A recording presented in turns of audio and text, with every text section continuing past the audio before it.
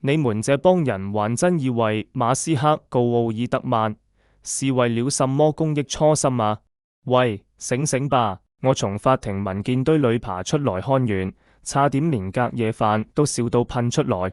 整個故事根本就是兩個穿西裝的賊，在北京國貿搶着上出租車去港交所掛牌，誰先搶到那輛車，誰就能喝到頭啖湯。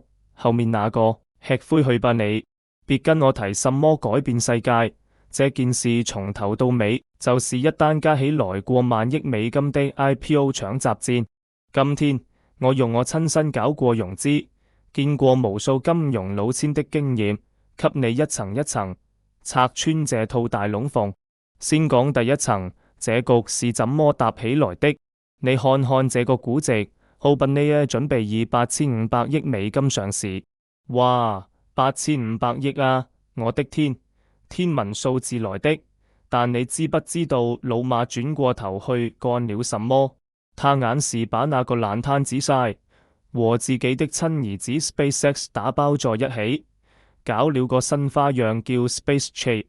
那個估值一爆就爆到了1.25萬億美金，是1.25萬億啊！你往深了想，市場上的水就那麼多，那幫機構投資者的盤買了你這個盤 A 就買不了盤 B， 就好像在國貿吃午飯，店裏就那麼幾個位置，你們這幫人全湧進來吃麻辣燙，隔壁那家西餐廳不就得拍蒼蠅了嗎？老馬自己都親口跟那些大金主挑明了，一定要搶在 OpenAI 前面上市。為什麼啊？這條商業街一眼望過去，金鋪、找換店，哪家搶眼哪家就收錢，肯定是第一個掛牌的，把所有眼球和熱錢都吸光啊！這單事根本不是訴訟，是用法律程序拖慢對手，爭取自己先掛牌。純屬一場商業追擊，這套手法說出來有什麼了不起的？跟我以前在科技園搞互聯網，看見有家創業公司為了比對手早3天出街，故意跑去法院遞狀紙，說人家偷他的餿主意，完全一個道理，拖字訣罷了。爭的就是那幾天的窗口期，窗口期一過，你整間公司就乾了。老馬現在玩的就是這個放大了1萬倍的版本。好了，說到這個局，你千萬別以為奧爾特曼那邊會坐以待斃，他們那邊的戲比溏心風暴還好看。你想想，為什麼4月27號，也就是開庭之前那一天，微軟和 OpenAI 要連夜改合約啊？他們良心發現了？當然不是啦，你跟我做過生意的都懂。突然之間自斷雙臂，把那份合作協議大改，改到連微軟的獨家雲端供應權、惡意的某些分紅上限限制，通通都放棄掉，一定是有一把刀架在脖子上了。這把刀是什麼？就是美國法庭那個證據開始程序。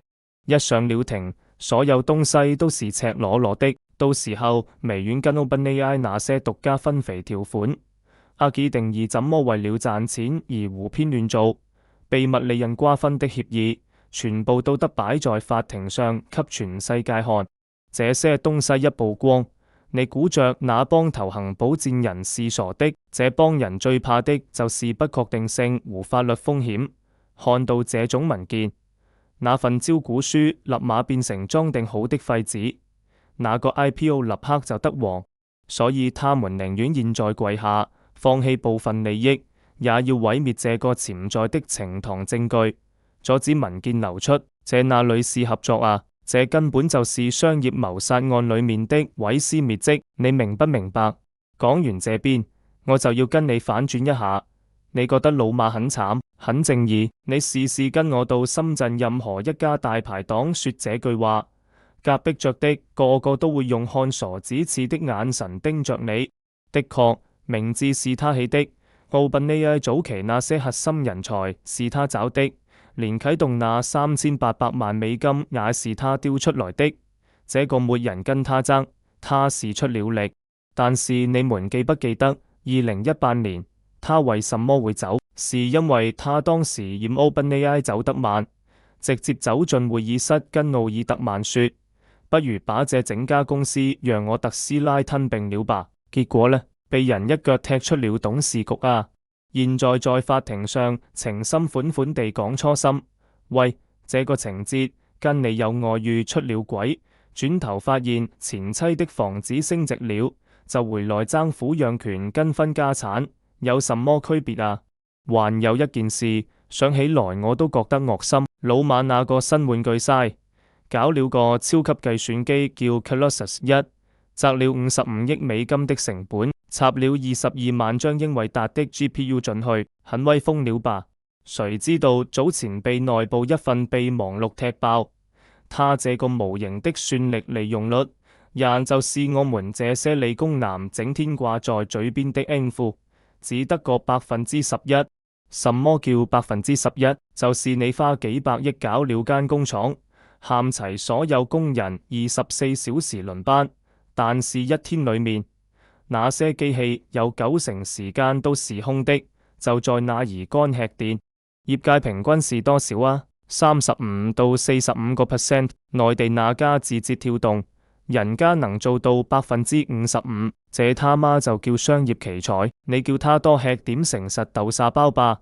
他知道自己這個爛攤子又乾水又丟人，當然是趕緊把這個爛蘋果塞進親兒子 SpaceX 的袋子裏，轉過頭就立刻租給對頭人 Anthropic。這那是什麼策略合作？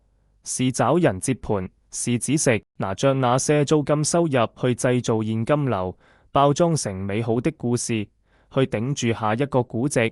等你們這幫散戶聽故事聽到醉醺醺罷了。這樣拆下去，很多老手可能會說：喂，講財哥，那你就是幫奧爾特曼了。錯，我什麼時候這樣講過了？說到底，我不是在幫奧爾特曼，他一樣是騙子，而且是手段非常高明的那隻。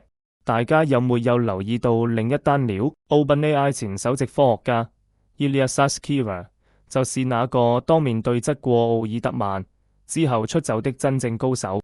傳聞他寫了份52頁紙的備忘錄，詳細記錄了奧爾特曼是怎麼持續性地講大話，一份又一份。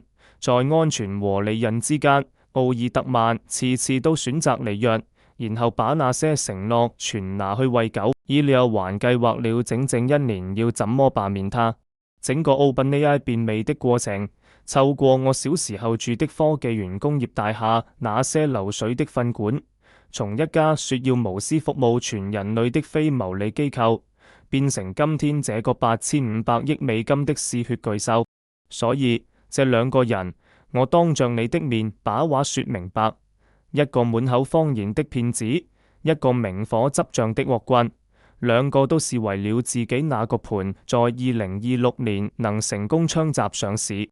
喂，講到這兒，我想跟你說句心底話，如果你覺得這種抽絲剝繭，跟你拆解到底這些大鱷怎麼搭棚騙人的分析，對你有那麼一點啟發，記住了，別收着譯着。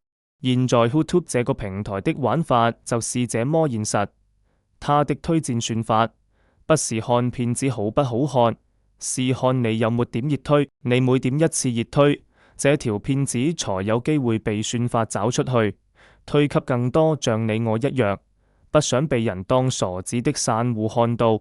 你這一下就是給了我這個講真話的創作者最直接的支持跟鼓勵。別等了，點一下他，我們直接進直路。好啦，那整件事的結局是不是就兩個巨頭打生打死呢？你太小看這資本遊戲的荒誕程度了。這兩天最爆炸性的新聞是什麼啊？老馬官宣晒解散，不到24個鐘頭，Anthropic 立刻宣布本月內全盤接手 Colossus 1那22萬張 GPU。Anthropic 那個 CEO 是誰啊？Dario Amodei 正是當年因為安全和商業化問題跟奧爾特曼鬧翻，拍着子不幹，還帶了一整隊精兵出走，另立門戶的 OpenAI 前高層。你看看這個畫面多黑色幽默。A 軍馬斯克要告 B 軍，奧爾特曼 A 軍為了打贏這場仗，把自己那批精良裝備一次性租給 B 軍的最大宿敵 C 軍 Dario 的 C 軍拿着這批軍火，立刻取消了付費用戶高峰期的降級限制，產品提速，正面在市場上跟 B 軍搶生意。